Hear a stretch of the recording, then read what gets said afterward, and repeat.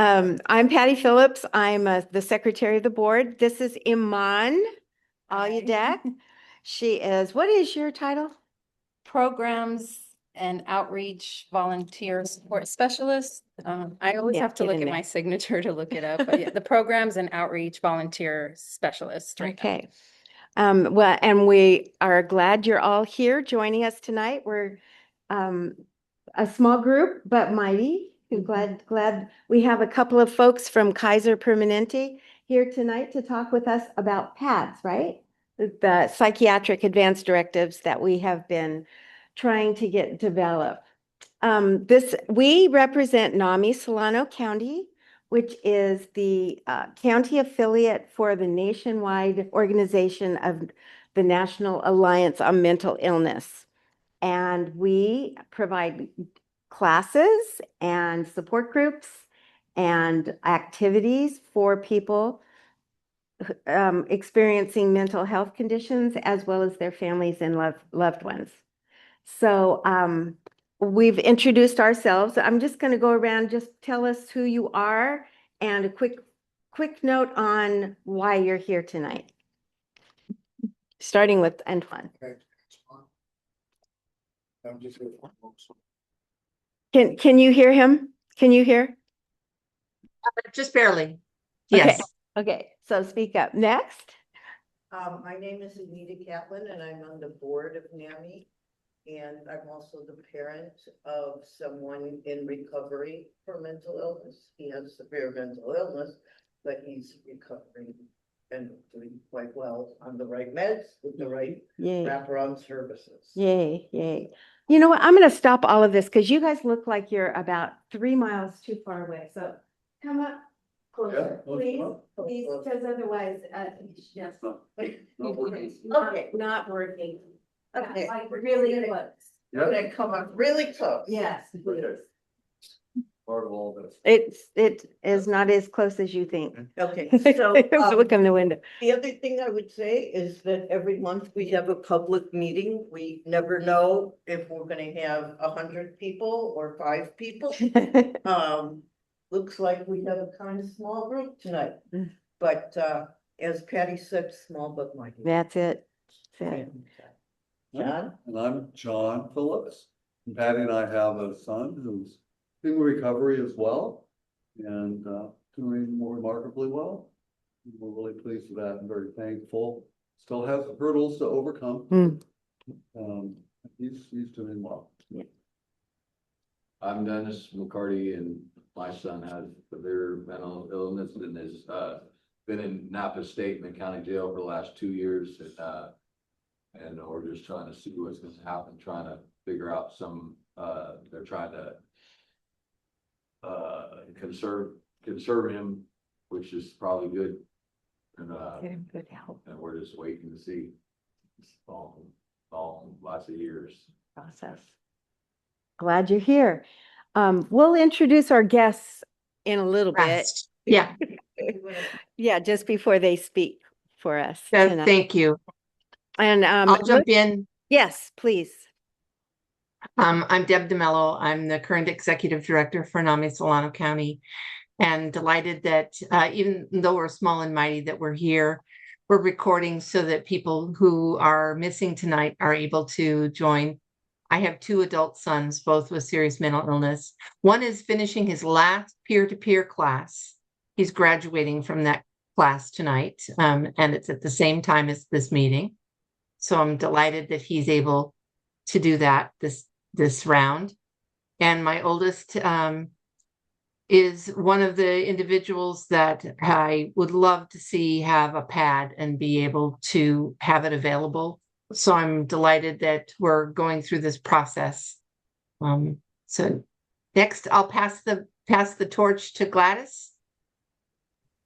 Hi, everybody. My name is Gladys, and the reason I'm here is because I have a family member in regards to severe mental illness and has issues with substance abuse and is currently in a program that will actually help him in his recovery so that he can be productive when he comes home.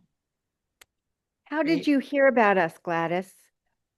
I actually took the peer-to-peer class and also the family-to-family. I've always been an advocate for my family member, and then also been very active in my community. I currently went back to school, and then going back to school, they gave me information in regards to NAMI. I also went to the advocacy day for NAMI in Sacramento.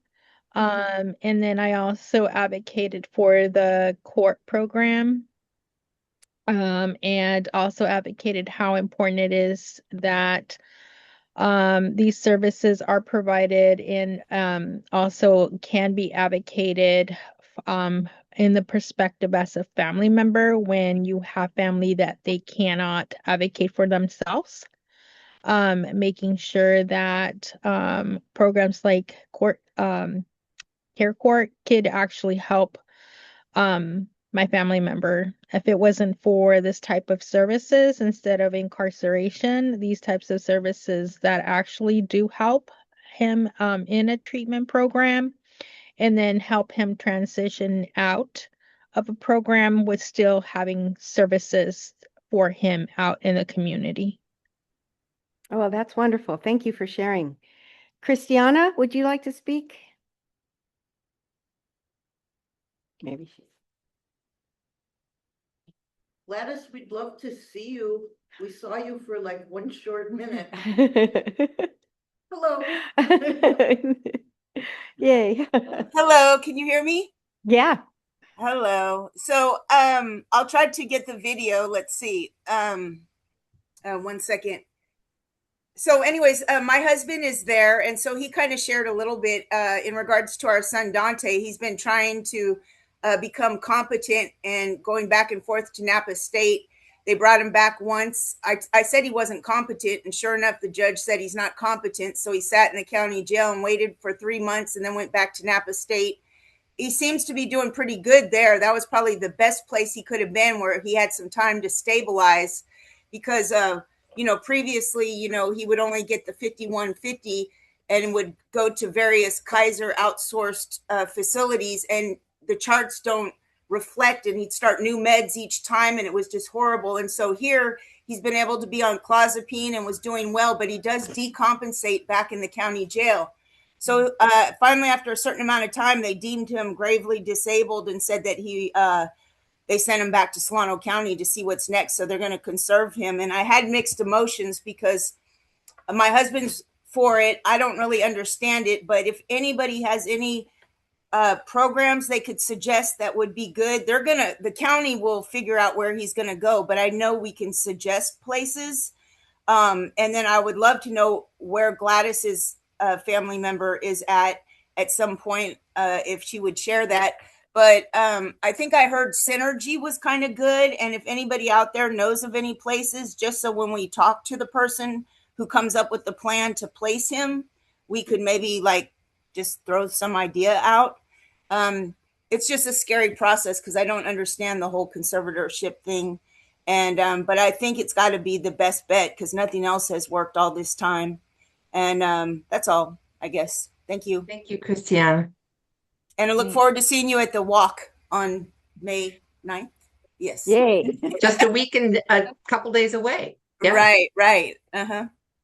Anita has some ideas for you. So Christiana, I just wanted to say that by time my son was going up for conservatorship, I was writing to everybody in Sonoma County where I lived to beg them to conserve him.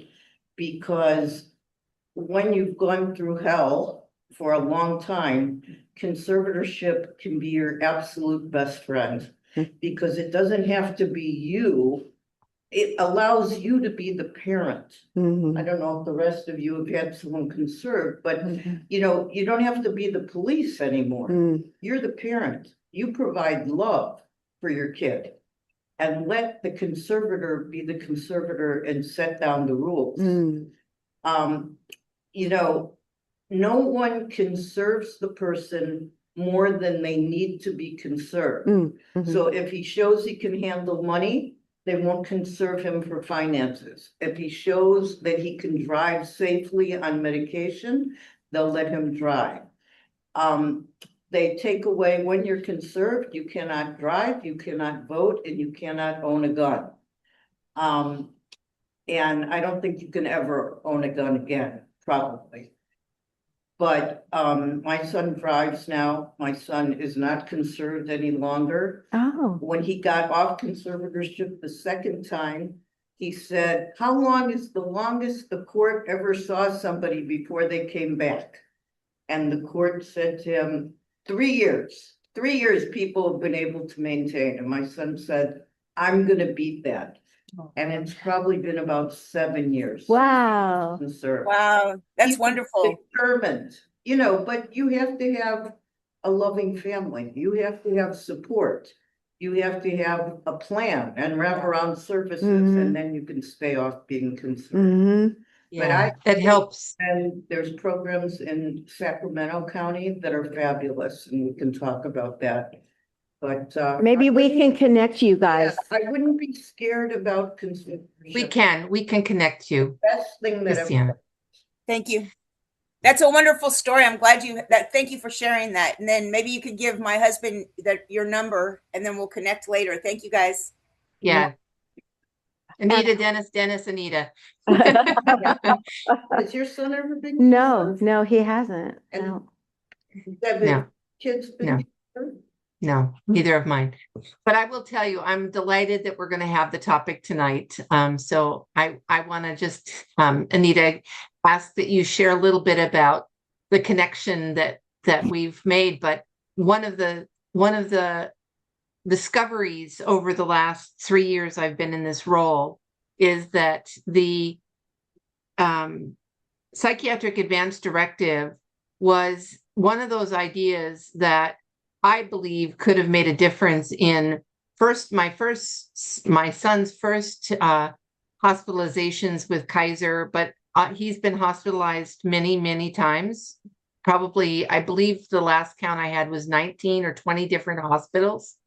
And each hospitalization, they would start him on different meds or do different things because they didn't have the history, they didn't have the connection to me. And it was always a bit of a challenge to then reset him into pattern of stabilization because it meant going back and trying to redo meds and so on. So for me personally, I saw when I went through a mapping with the county that a lot of the breaks for family members around what's happening with your loved one and what they need and what their needs are around medications or just in destabilization, how to help them stabilize or deal with what they're experiencing, was this disconnect was not something that I could easily come through. I was often given what many of us have, the HIPAA. Sorry, HIPAA laws don't allow me to talk to you at this time, your loved one. I can't even tell you if he's here, was usually the line I got. And so I find that having a tool like this, that during a recovery moment where your loved one is able to be stabilized and be able to articulate what their needs are and document this, it makes it possible as a legal document to be able to have that hole, this silo, this separation be filled with information that gives them access to you, gives them access to what the meds are and what the treatments have been, what's worked, what hasn't, where you don't want to go as a loved one. So there's a lot of factors that's in this document that I feel would be really valuable for me as a parent, as well as my loved ones to have. So I was delighted when I heard that 8 counties in our state were doing a digital platform. And I've been advocating for more than a year now to see if we could get funding to do the digital version of this platform. And we decided in the meantime, we wanted to attempt to do paper version, a condensed paper version to get started. And delightfully, we had several folks at Kaiser, and Anita took charge and asked that they participate, or offered this as a project that they could participate as part of their work. And Anita, if you want to give just a brief introduction to the two that are there, that would be delightful. And so I'm just delighted that we're actually at this place where we've got it up on our website and we've got some traction, and we have 3 different applications for funding for the digital platform that are out, waiting for acceptance or approval. If we get all 3, well, that would be fabulous. If we get one of the 3, that's all we need. So I believe, and I'm staying optimistic that that will happen in our county, probably in the next year. And in the meantime, we have some traction with Kaiser and with this project work that we're doing to be able to start implementing some of the work related to this. So with that, I'll turn it over to you, Anita, to introduce the 2 folks that are there. So I'm really happy. We heard from Gladys? Yeah. We yeah. did, okay. I'm really happy to introduce Comedy Aviv and Elena Detmer, and if you could come up in front and we'll put on your slides, and they are going to explain to us their work on the Psychiatric Advance Directive, what it is, what it does, etc. Or wherever you guys want to stand. Yeah. Do what you were doing before, like. Okay. Deb, do you think you could share the slides when it's time? That way we could still see everyone? Or if not, I'm just mirroring my screen right now. I think you can still do the slides with the people on the side. Okay. I think if we put the speakers on, so the recording would have the speakers instead of the audience, that would be great. And I'm going to try to do the slides. I'm going to have to find them. I'm going to try. I have to. I believe that they're. Yeah, they're on here, just trying to get to them. Okay. So They're on our website, or I could just share mine, but it's going to mirror and it's going to show the bars.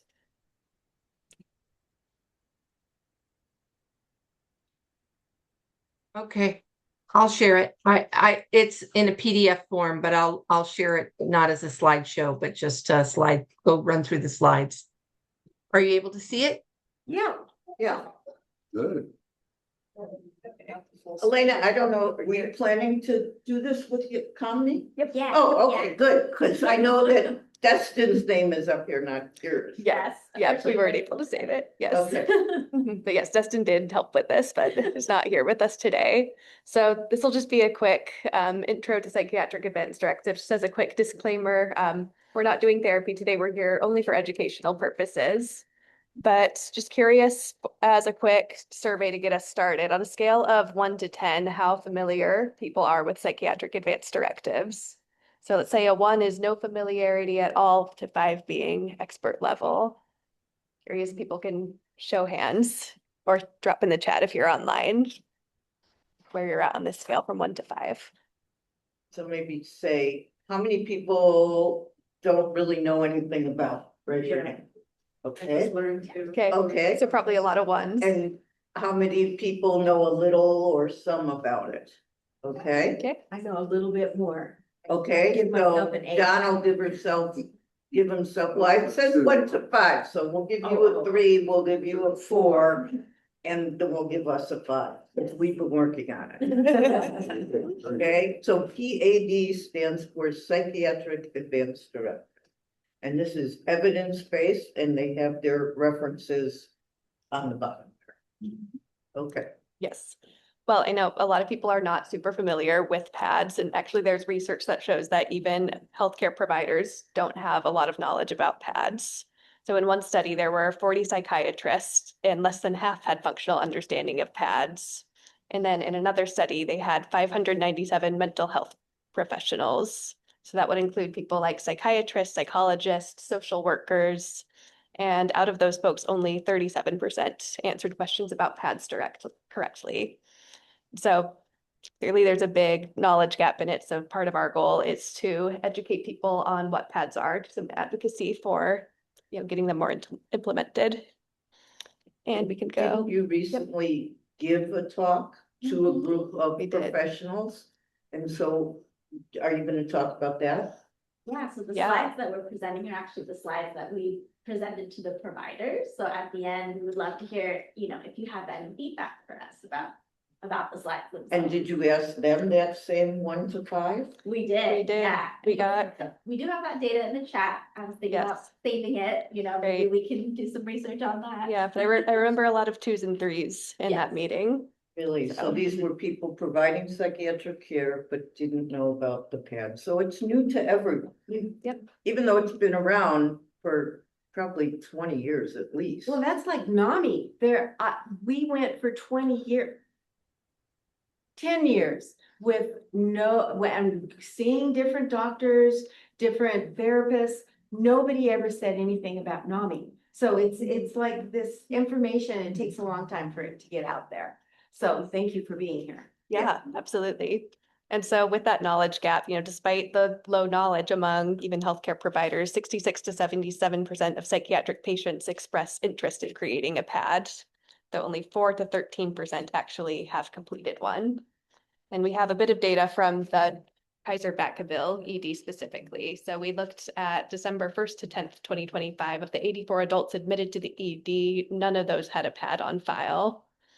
And so, some of the issues we see coming up with that is, mostly lack of knowledge, as we already said, among providers and patients, lack of support in creating PADs, and, just structural issues where people don't know what these are or how to make one. So we're here to provide some support with that. Christiana's hand is up. Yes. Christiana, was there a question? You're muted, dear. Unmute. Trying to unmute it. No, when you were asking for numbers, I raised my hand at 3. And then I forgot to lower it. Sorry. Okay, no problem. Thank you. All right. And so our goals for this presentation, again, is to provide some advocacy for PADs, raise awareness, and hopefully increase implementation of PADs. That's it. And I can hand it over to Comedy. Yeah, we can swap if you want. Sure. I want to get you guys on the recording. Could you? So if you guys okay. both stood over there and then you'll have to speak up pretty loudly, I think, to get, Okay. there we go. Are the folks on Zoom able to hear me? Yes, right there is good. Okay, wonderful. So a psychiatric advance directive, as we've been talking about, is a legal document. So it does require 2 signatures to be legally valid. You might have heard of medical advance directives, PULSE, things like that. And a PAD is slightly different. It's used when people are temporarily incapacitated. So it's not a permanent situation. So it's really a great tool in recovery for folks with SMI who have, a fluctuating mental health illness. So they might have episodes where things get quite bad. So before we're talking about conservatorship, and that might be a really good tool if someone has a very different level of function where it's very hard to get a lot of things done. And a psychiatric advance directive can be really helpful, maybe before conservatorship or after conservatorship. It's kind of like a different level of care, if that makes sense. But the real great part about a psychiatric advance directive is that it allows someone who has generally been disempowered in their experience with the healthcare system to finally have a voice in their own healthcare. We know that with every involuntary psychiatric hospitalization, it's a lot harder to get folks re-engaged in treatment. And with psychiatric advance directives, what could have been an involuntary hospitalization could maybe turn into a voluntary one. Ideally, it would avoid hospitalizations altogether, so kind of a form of diversion, as we were talking about earlier. So their purposes are multi-pronged, really having the patient be as autonomous as possible in their care, help guide patient care and treatment when they're not as stable. So if they do have, if they're interfacing with law enforcement or anything like that, hopefully bridging that continuity of care and helping patients, you know, helping their overall satisfaction with their care and their healthcare outcomes as well. So PADS, you know, they're not a silver bullet. They can't solve everything, but we do think that with their implementation, it could help solve a lot of things. Could you go to the next slide, please, Deb? So some disclaimers. PADS are state dependent. So if you create one in California, it's valid in California. If you are traveling outside of California, unfortunately, it wouldn't apply. And it can't be used if a person does have capacity. Also, if a person is conserved or has a legal guardian, it wouldn't be valid. And it can't override clinical judgment, if that makes sense. So if someone is truly not in a safe position, they, as much as they might want to, you know, avoid that, it wouldn't be able to override something. I think it doesn't override, but I think even if they're conserved or involuntary, it can guide. Yes, it can You definitely. can still pull out your pad and say, you know, you're not obligated to follow this, but this is my desire for my care. Yes. Even in another state. Yeah, even in another state, this is what I use in California. It will help you, Yes. you know. Yes. Yeah. And like we were talking about before, it's best to complete a psychiatric advance directive when someone is pretty psychiatrically stable. So when they're being seen in an outpatient setting, when their medications are great, when they're kind of in that recovery process, that is the best time to start a psychiatric advance directive, sort of as a tool in ongoing recovery, just in case there's future decompensation. Next. Next slide.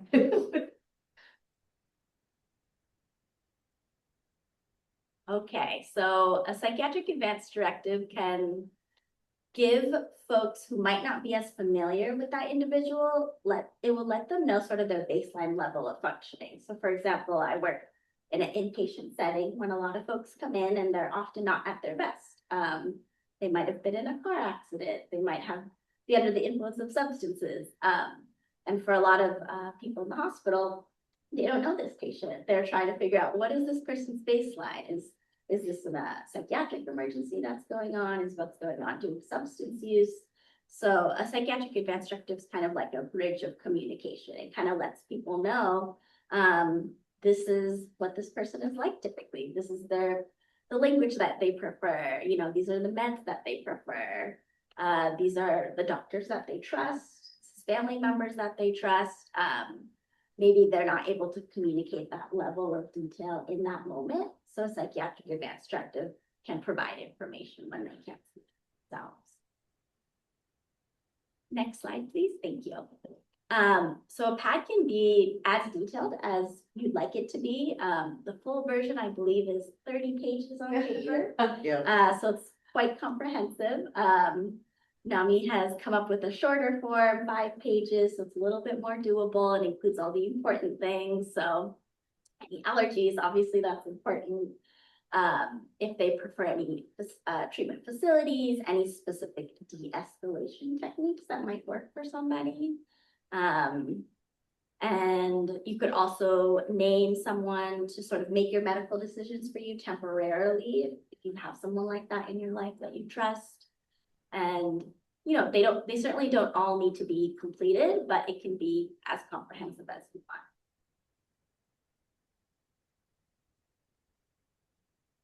So like we've talked about, there's a lot of benefits to PADS. It's really in line with sort of a recovery orientation approach to serious mental illness. So why haven't they been implemented already? Why has it been so many decades? But any ideas from you all? I'm familiar with the pitfalls of a mental illness condition. Yeah. I believe that doctors have a rotation where they go through mental health rounds, Mhm. right? And so they learn a few things, but until you have a child or a brother, sister, parent, spouse experiencing and you're living with it, you really don't get it. Right. So the pad, I'm hoping to develop one with my son, Mhm. and I will have some input into this thing because I see things he doesn't see. Yes. So I think that's what the people who are developing these things don't get. Mhm. Yeah. Yeah. And I think that by allowing someone, when they're feeling fairly well and clear, to say, you know, I don't ever want to go back to this hospital if it's at all possible, but I had a wonderful time in Vallejo at the St. Helena Hospital. I really trusted them, or, don't try me on Risperidol and Giadon and this one again, because they didn't work for me. Because without that information, as Deb said, 20 hospitalizations, every time they start over. They start with one drug, they go to the next drug, they go to the next drug, where the advanced directive could just say, I tried this, and this, it didn't work, but this and this really do work. So put me on that. And when they write it, they're clear. But at the time it's used, they may be in a psychotic state. They may be completely out of touch with reality and can't really give you any information. So the advance directive really. And it's not necessarily, they're in that condition probably because they stopped their meds. Right. Yeah. That's the most, I would say 100% of the time, probably. They, people take their meds, they feel good, Mhm. and they stop their meds. Yeah. Because meds make you feel bad. Yeah. Meds are not, There's side effects. meds have side effects. Mhm. And you have to have a good doctor who's willing to treat the side effects. So you're seeing someone And psychotic and they're psychotic because they stopped their meds, but the med they stopped was working. And that's the one that needs to be on the pad that the doctor needs to see and not go back to the risperidone and, no, some clozapine, do the clozapine. Yeah, medications are And complex. knowing the dosage really matters too. One of the challenges I had was the dosage was dropped or dramatically changed, and that can actually create lots of challenges as well. So I think it's really important that this type of tool become adopted and used. I think I think you asked the question, why isn't it used? And I think it's because there's been a lot of anosognosia is real. This lack of insight into the fact that you have an illness is probably 50%. I've heard that number be tossed around, is 50% of the people with these conditions actually have the side effect or the consequence of having no insight into their illness, which causes them to not feel it. This kind of document is important. So I think the education that we can provide during recovery really can support. The other thing is, I believe when we have the tool and it's able to be used, if it's digital, you can direct what people see. It's not the whole list of all things about me that the person that I'm engaged with can see. It will be, I want law enforcement to see just these things. I want the doctor at the hospital in the ER to see these things. I want, right? So you are able to direct what is seen by whom. And I think that will help with some of the desire to protect your information from people that you don't know and don't necessarily trust. To hold that information about yourself. So I think the shorter form actually makes it simpler and won't be as difficult to share with other people.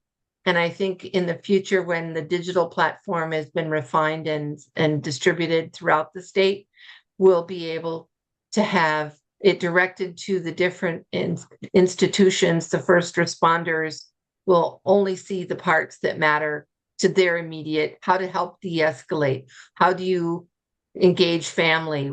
It'll be things that will be important for a first responder to see versus the doctor that's prescribing the meds, who will need to see the actual med regimen and so on. So I think in the future it will be easier, but right now this is what we have. And I think a lot of it is selling it to those that are involved, especially families that I think are going to benefit the most from not being disconnected from the care of their loved ones.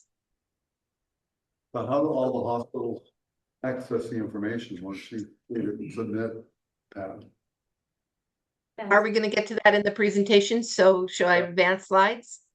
Yeah, let's finish the presentation. You're gonna We'll cover ask that? all kinds of questions. Yeah. Okay. Just afraid I'm gonna forget. Okay. Yeah.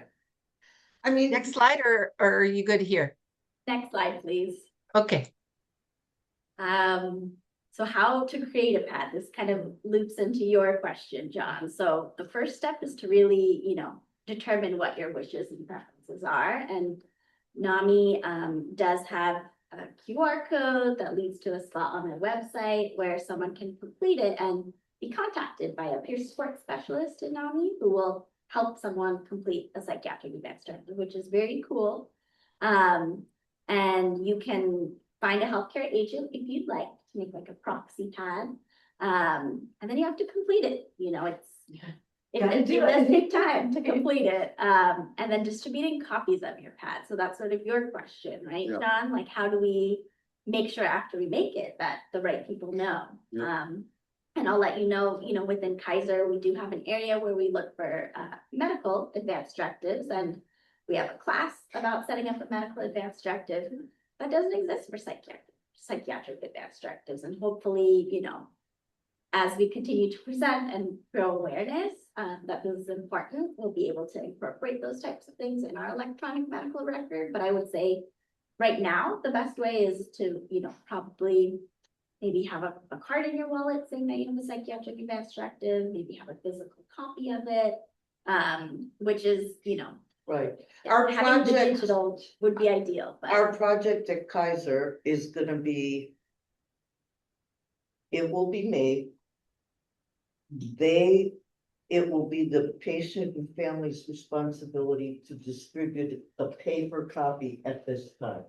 Because our county is not presently on the digital board. That's right. So for now, it'll be filled out.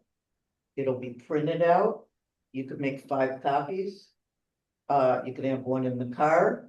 You can have one at your, what do you call them? Your primary provider. You can give one to your shrink. You know what I mean? Yeah. You own it.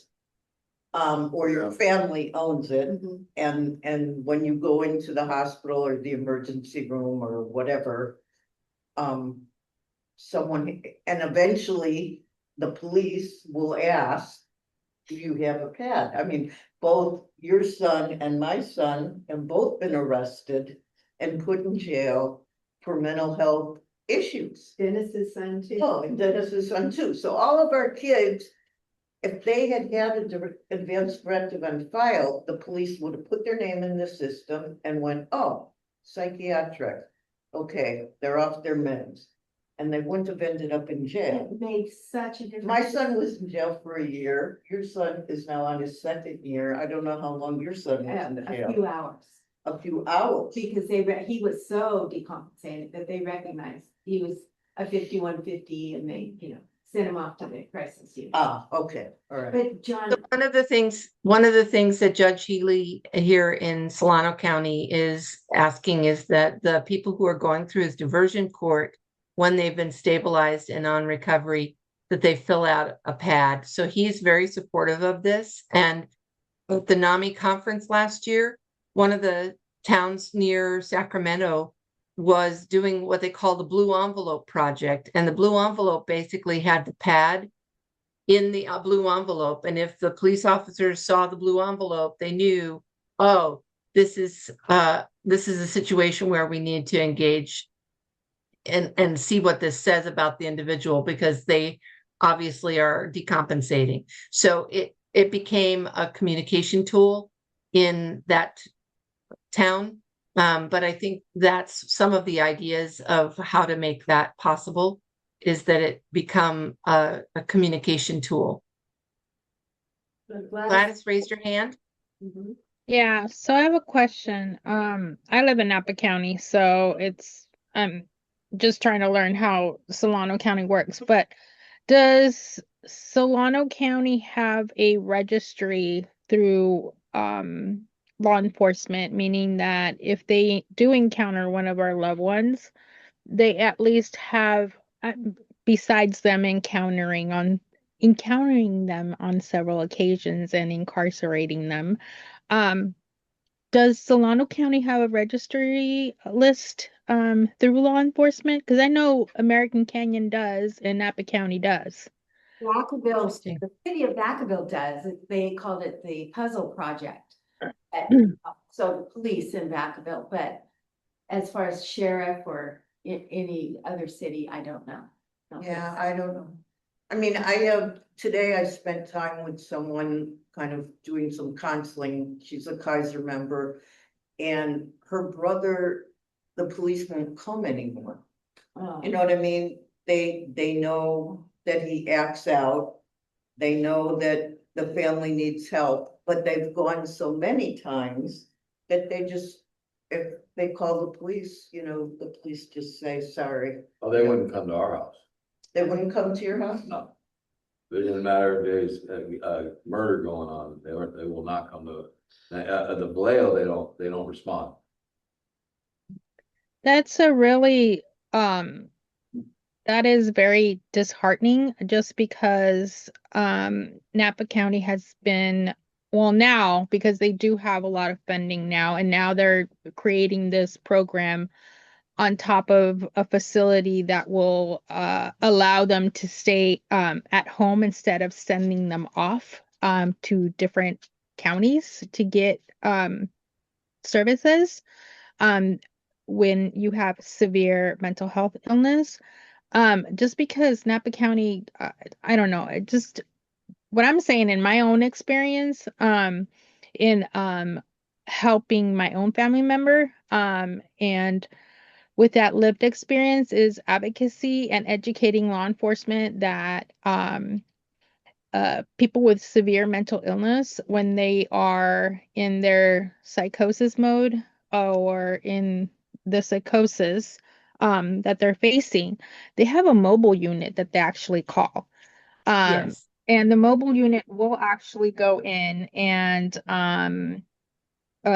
provide the support services that they need, and then they can evaluate that individual, whether it's they need to go into a crisis clinic of their own, or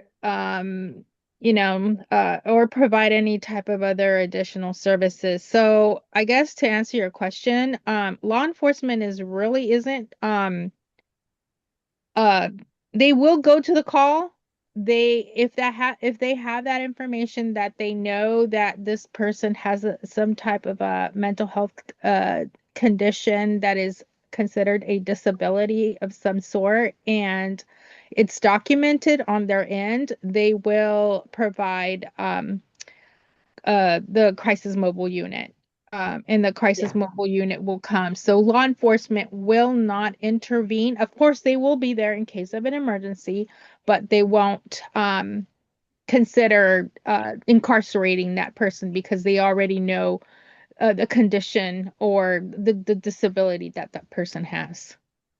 So that's true in Solano County as well. We do have a mobile crisis unit, and we do have a unit in Vallejo that goes out, but we've had a lot of evolution of that, and even those units, if they aren't aware of the information that a pad would contain, will maybe not make the judgment that we need to have them make in terms of getting involvement with family or getting involvement and knowing how to de-escalate. So I think for us, the important factor here is that we are trying to build a better communication mechanism to make this better. So let's keep, I keep wanting to stay optimistic that it'll get better in time. But yes, we've all struggled with the dysfunction and the challenges that have been involved. But yes, please, both of you sit down. Don't be on your feet the whole day. I'll move to the next slide if you're ready. Yeah, you can feel free to forward to the next slide. Thanks, Deb. So like we were talking about, this is something that is very much a work in progress and under construction. Last we looked, only half of US states even had legal language allowing a psychiatric advance directive. We do have this word in implementation science about, it's usually like 17 years when something is maybe like talked about in the research, and by the time it trickles down to like the community and actually gets implemented in settings, that's the implementation gap. Yeah, and we want to shorten that as much as possible. This is also a really complex issue involving law enforcement, hospital systems, and it really requires a lot of teamwork and collaboration, and we're not historically very good at that. Yeah. So that's why I think the digital one will help with that collaboration and coordination. I think actually, Deb, maybe on the next slide, we talked about that a little bit. So Solano County, you know, we're looking for the funding. Deb's doing a great job of doing advocacy and fundraising. There are 8 counties. I think Contra Costa County is the closest county to us that does have a digital version. So what is cool about that is you can just have an app on your phone. Law enforcement can take a look and see certain things, just the important things that are important for law enforcement. If you show up at a hospital, they would also have access to that. Because obviously carrying around a piece of paper when you're in crisis isn't always possible. And I haven't looked at the latest data for sort of how the piloting is going in those other 8 counties, but hopefully we're going to see some results from them soon. So this piloting, are they all doing the same app? They're all doing this app. If you'd like to look it up, I think it's called myplanmyvoice.com. Yes. They have a great like minute-long video of what the app looks like. It almost looks like a social media site or something like that, like it has a picture of them. And it's pretty great. It required a lot of money to sort of get it started. I think it started in Southern California in Orange County. And yeah, it's been spreading. People are definitely interested in adopting it at the county level. And myplanmyvoice.com. I believe it's My Plan, My Voice. Okay. Yeah, John, is that website? Are you finding it? So Christine is asking, what are the counties? Do you know, Deb, what are the counties? Yeah, it's the ones that are in green on here: Contra Costa, Alameda, Shasta, Monterey. I want to say it's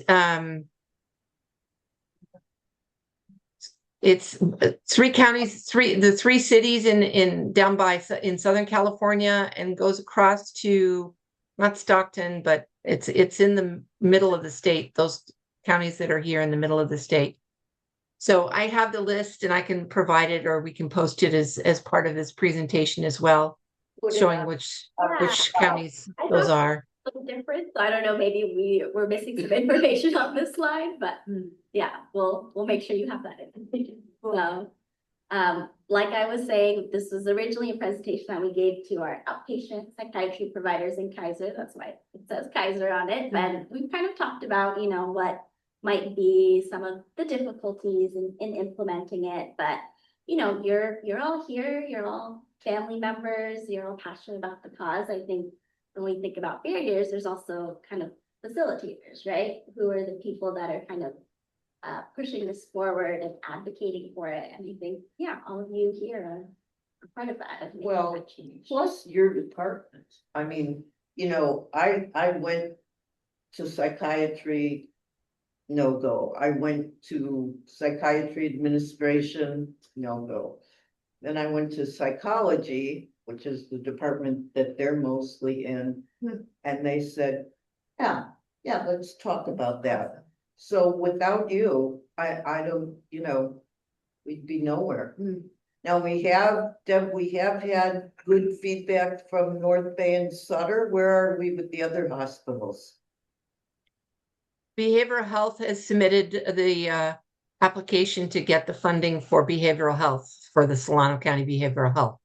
So, and the courts, Judge Healy wants to implement it as part of the court system and in doing diversion court. So I anticipate that we'll have pretty strong adoption across our different institutions within our county. And do you know about Sutter and North Bay? Sutter and North Bay are both very supportive. Okay. Yes, Because one of the things, as we know, is that when somebody is picked up or they could go anywhere. they could go anywhere, it Yep. just depends where the ambulance might have a contract, whose ER is not on diversion. I mean, That's right. Yeah, right? Yeah. So can you talk about that a little bit? Yeah, I'm happy to talk about it a little bit. So I work at the level 2 trauma center at Kaiser Vacaville. So we serve 3 different counties, Napa, Solano. And honestly, there's people that come from very far away, Santa Cruz, and it just has to do with if they're a Kaiser member or not. If their accident, sort of the level of their injury, if it's a more acute injury, they would be admitted to a really close by ER, ED. And then if they're a Kaiser member, they would try to transfer them to another Kaiser as soon as possible. So this is for physical problems. This is for physical problems. Okay, so And then oftentimes it's sort of what's more severe. If their physical problem is more severe, they would be admitted for medical injuries. But oftentimes people are admitted for medical injuries and also have psychiatric issues. And the ED in our setting is not the best place for them, honestly. But they might come in for different reasons. And if they're in a life-threatening accident, then we have to sort of treat that part first. But it might have been their mental illness or substance abuse that caused Certainly. whatever trauma they're coming in for. Yeah, Yeah. part of my role is to get people connected to substance use treatment, if that's something that they're interested in. So, trying to do a little bit of motivational interviewing and see if they're interested in treatment. And sometimes they are, sometimes they're not. And yeah, I think with every interaction, we're just trying to plant a seed, right? Hoping that we will have them move towards a life. So we're talking about Kaiser, North Bay, Sutter. What about, I would say, most of our folks are covered by the county, by Medi-Cal. Our son has partnership, and are they agreeable to this, or is that agreeable? Yeah, Patty. They are. They're very supportive. In fact, they put in for the application to actually have it funded for the digital platform. So they are supportive of this as well. So they will at some point, hopefully it'll get implemented for a county. Right. So right now, we're just starting with Kaiser just because I happen to be there and they said yes. And John is associated with North Bay and Sutter more, so he may get something going in Bay and I've Sutter. been talking to Heather, At North Bay. North Bay. So John is someone on our board, John McKenzie, also a nurse who's on our board, and he's been talking to the other hospitals. So, hopefully those of you that are young will see this happen, and those of us that are old will live long enough for it to happen. And, but like my son was hospitalized in Santa Cruz County through Kaiser, probably many, many, many years ago. I mean, we're talking 20 years ago. And someone named Mary Ann Copeland, who was the person who had the brilliant idea of a pad, worked there and came and sat down with us and talked to us about it. Wow. And that was like 20 years ago. And we never did it at the time because he was young and we didn't know that his mental illness was going to be a life thing. We thought, this is just a limited thing. And it never happens. She had this private company that she started. But eventually, as Kamani says, 17 years, it's probably been 17 years. I know in medical stuff, if you develop something new, it's 17 years until it's, accepted. So maybe that's the 17 years ago that we heard about. And it takes 10 years from the onset of a disease a condition to get a good diagnosis. Yes. So now we're to 27 years. Yeah, well, this is, I thank Deb so much and John and the NAMI board for taking this on, for letting me do my little thing. Yeah. Yeah, we really appreciate all your time and your passion about this project. The slides are available online and we have a few links to share, and there's also some references on the next page. So next steps are, Great question. For this project? yeah. Oh, we are still available, to present in any other settings. If anyone has any ideas of places we could present, we're thinking about reaching out to law Like they could speak enforcement. at your Rotary Club, anywhere. Their job is to disseminate. Mm. I mean, they will go anywhere to talk about this and at least get the idea out there. Love for you to come to my Rotary Club, but it's at 7:30 in the morning. Oh, that's So Patty and team, I want to mention, do you still see my screen? Do you see the website? yes, do. So I wanted to point out that these slides under resources, if you click on resources, it'll bring up a drop down that says CARE Act, and PADS is underneath that. If you click on the PADS element, it brings you to this page where it gives the introduction of what the PADS are. It gives an interest form if you have an interest in having some assistance or going to a session that we're going to hold to help you fill out your PAD, so that you can go ahead and fill out that information. It has what interests you about why are you interested in a PAD. It also asks where did you look, how did you find out about it? And we have in here the Kaiser button so that if people found out about it through Kaiser or through collaborative courts or through behavioral health or our NAMI, that they would click that, as well as the actual slides that we just walked through.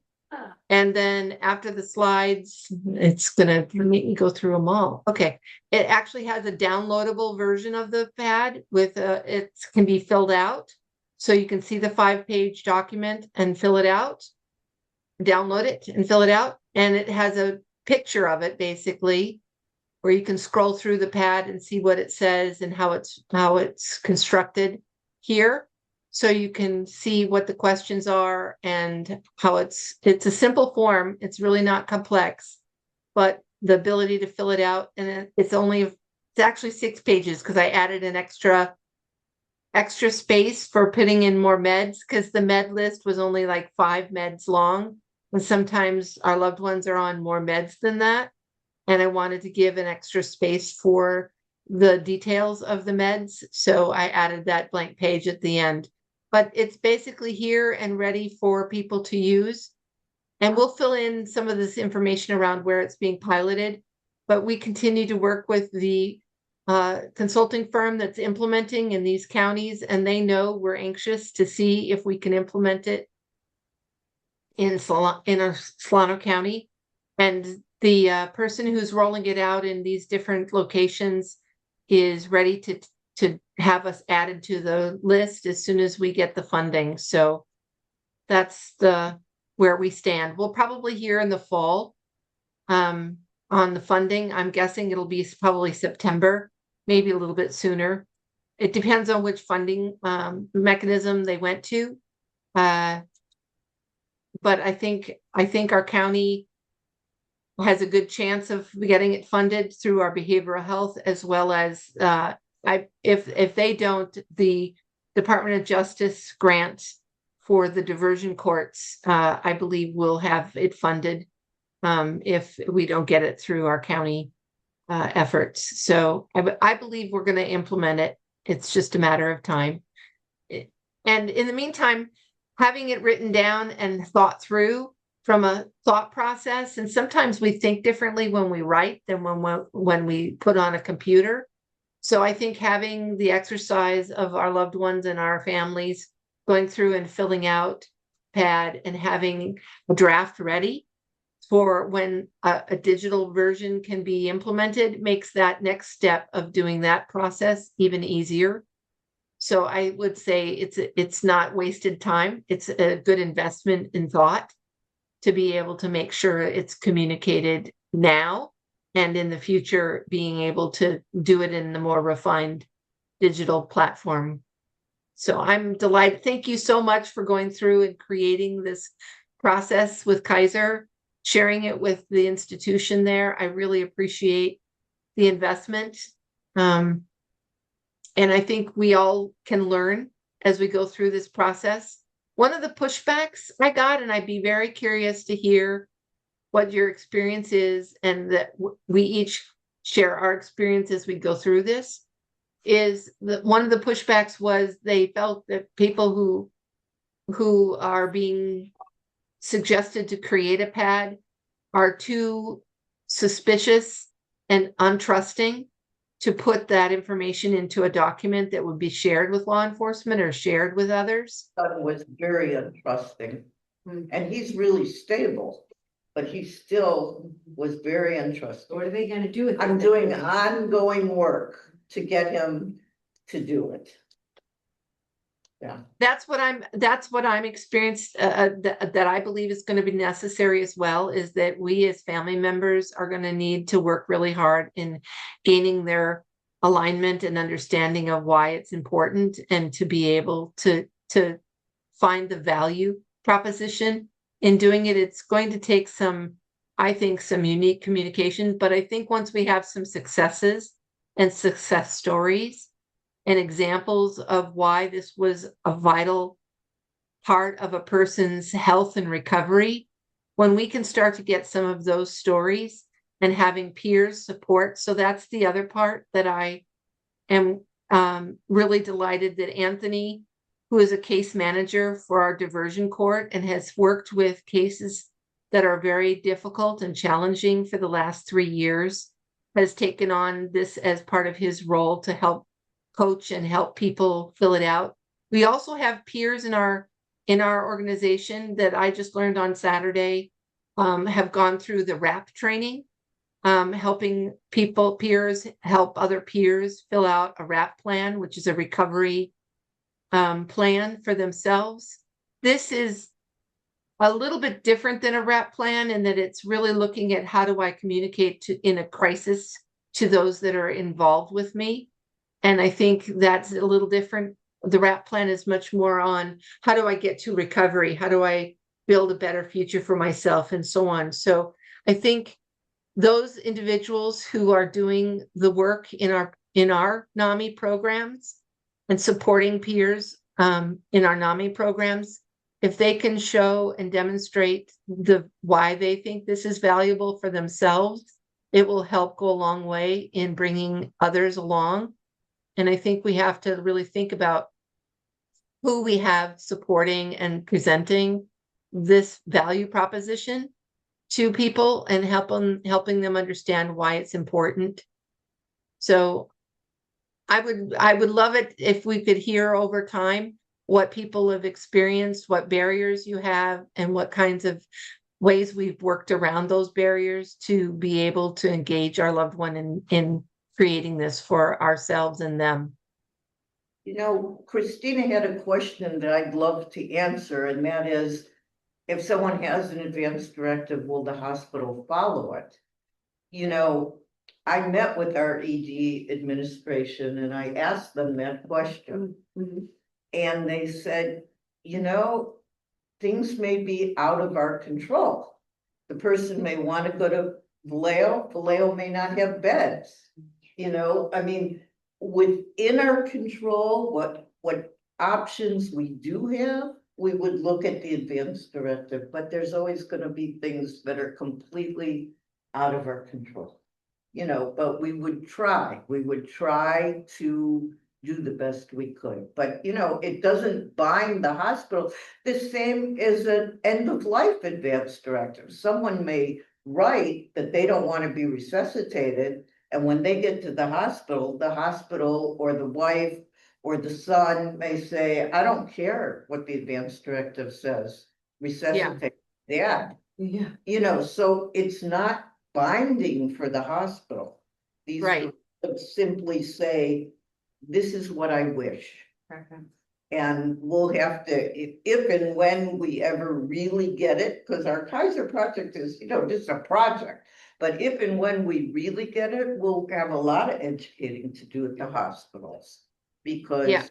it'll be a surprise to them that people are participating in their own care. But it'll certainly be good for our loved ones, that's for sure, and for us. Because it'll say right in the advance directive, you can talk to my dad, you can talk to my dad, whose name is Mr. McCarty, you know, and you can talk to him anytime, and you can call him anytime, and you don't need to sign the HIPAA form. Yeah. Talk to my father about my care. Yes. Yeah, and it's a legal debt. So that in itself will certainly help all of us who That's right.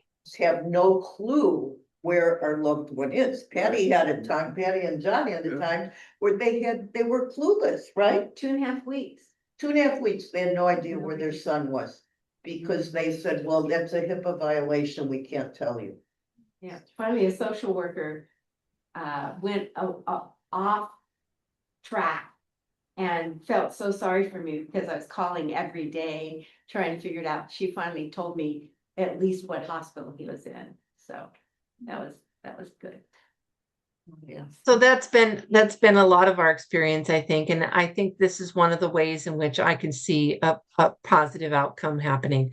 I know we only have about 10 minutes before the library will literally kick you guys out. So I wanted to just make sure we hopefully will see all of you at our walk on May the 9th. Can we go back and check the chat? Because there were some questions in the chat. Before we lose these two lovely ladies that have all the answers. Yes, absolutely. So does Solano, the question was raised by Gladys and she raised it verbally, which was, do we have a registry in law enforcement? I don't believe so, but I think on the city level, Vacaville, you said does. I'm not aware of it being in anywhere else in the county. Vallejo does not have such a thing, to my knowledge, as Christiana's verification of what I just said. Vallejo would not come out if my son had a psychiatric episode due to high risk and negative outcomes. Yep. That's been our experience too, in terms of seeing the hit and miss on whether or not they'll come. I have only had a couple instances in which I've had police come to my home, but I've mostly driven my son to the crisis unit in Fairfield myself or to the ER. The pilot counties, I said I'll post up what the list of the pilot counties are, but Contra Costa, Monterey, Shasta, and Alameda, I know are part of the pilot, and there's some Southern California and some Central Valley as well.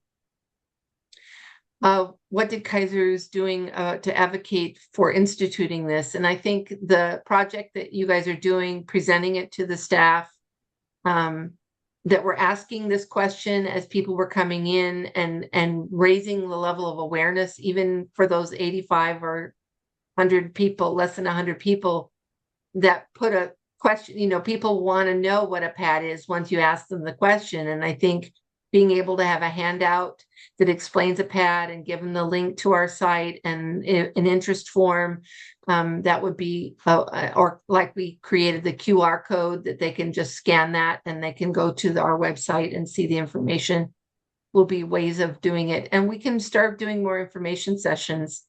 This is our first one, but we can do more over the year, especially for our peers in recovery.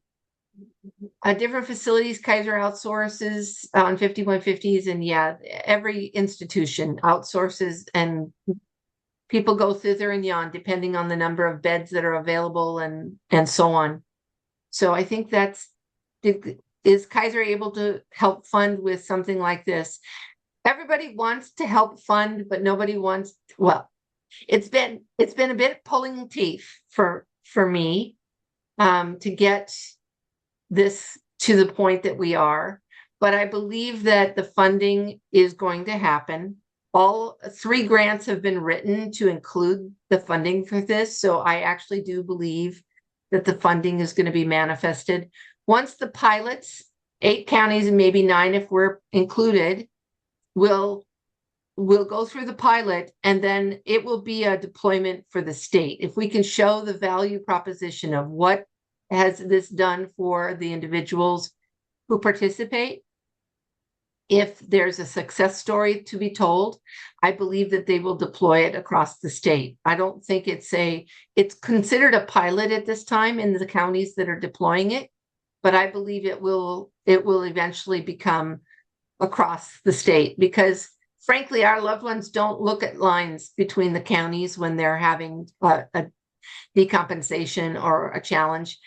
We have a lot of people who go through our Solano County courts that decompensated in Solano County, but live in Napa or live in Contra Costa or live in Alameda or live in San Francisco, but they're actually decompensating and being hospitalized in our county as a result of where they are being found in this state, in this condition. So my son went to Minnesota and decompensated his first time, and he was a Kaiser patient, and eventually he came back and was part of the Kaiser family and had gone through Kaiser. But the fact is, he was in Minnesota when his first break happened. So we don't know where people will be when these things occur. And I believe it needs to be statewide, and eventually it would be great if it was nationwide. But at this point, I'd be just happy if we could get it in our county. So I'm starting small. Yeah, yeah. The last word I had from Kaiser was, do your project. Show us it works. You show us it works, we'll put up money. So, money is tight everywhere, but if we can just keep moving the rock forward, or whatever that little expression is, rolling it forward, maybe it'll happen. I believe it will happen. Good for you. Good for you. Let's have a hand for our guest.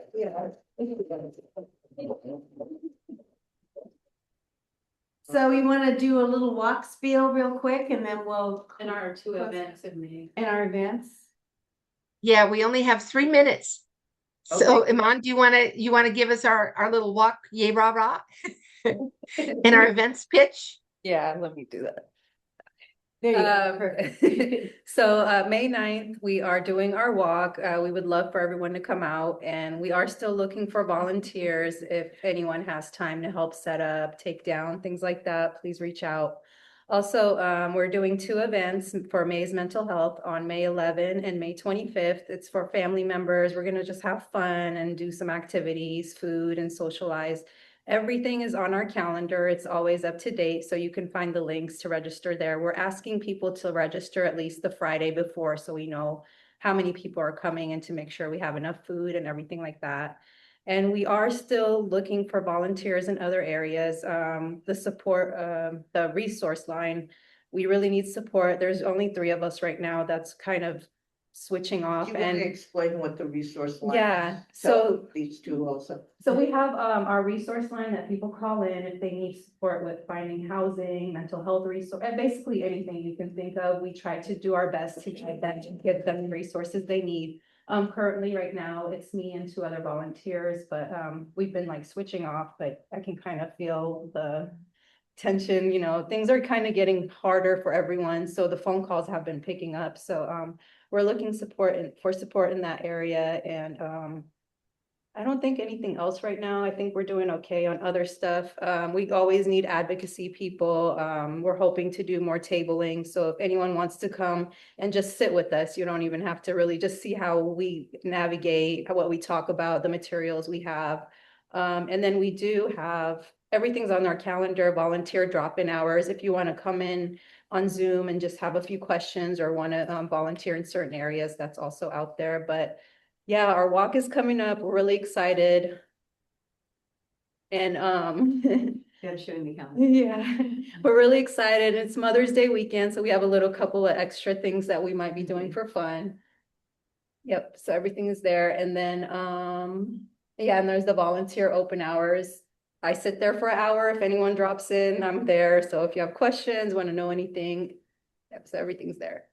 And yeah, so hopefully we'll see you guys all on, oh, and next month we're gonna have Crescent Moon. That's gonna be our speaker. They have the ranch in, I think, I'm not sure what city. I'm gonna work on the flyer, so I'm gonna get that up. And in June, we're gonna have Pacific Clinic, the, They're coming in May, Pacific.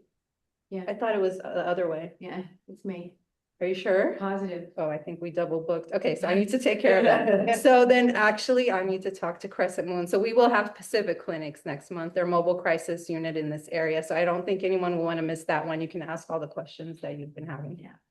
And do you think, this is just a business question, but in Vacaville at the church, we had 50 people every time or 30 people every time. And here, our last 3 or 4 meetings, we hardly had any. Yeah. Not that we don't appreciate those of you who came, but It's maybe just, we need to go back to Vacaville. And I don't think that was it. it really fluctuates, I've noticed, and Yeah. and just the day and timing, I noticed, but I don't know. Yeah, it was on It was, we Mondays were on before. Mondays before, yeah. Maybe that's a better day. We just couldn't get the library on those days, so, Alright. yeah, something to so, think about. but if we could change, yeah, we always want to switch places and just have it more convenient, but we were able to book this in advance, so we figured we'll just have it planned for the And, year. yeah, I was thinking it's central to the county. And it's central to Yeah, everybody. Vacaville's way up far east. end, Right, and we so- go to Benicia. so- Yeah, Yeah. and we also, we're always looking for speakers. 29 minutes. Thank you. Okay, we got to clean up, but yeah, if you guys have any speakers in mind, we don't have anyone after June, so we're looking for any of that also. Thank you very much. Thank you all for coming. Yeah. Yeah, thank you. We'll see you at the walk. Thank you. Yes, Thank you. thank you. So Hi, Deb. I have a question.